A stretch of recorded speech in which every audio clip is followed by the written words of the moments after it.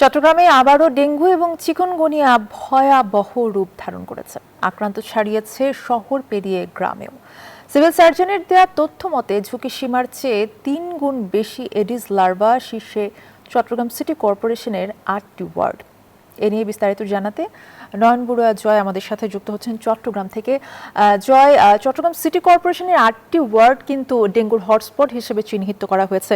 বর্তমানে কি অবস্থা দেখছেন এই এলাকাগুলোর?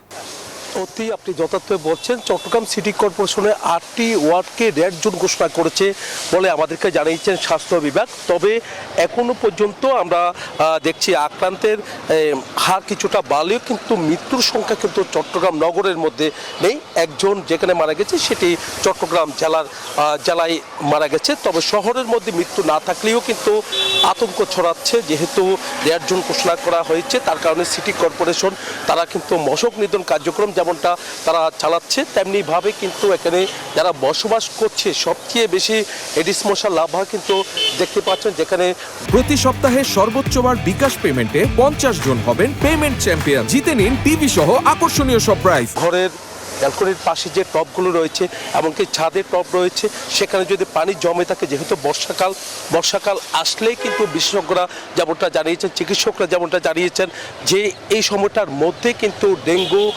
ডেঙ্গু প্রাদুর্ভাব অনেকটা বেড়ে যায়।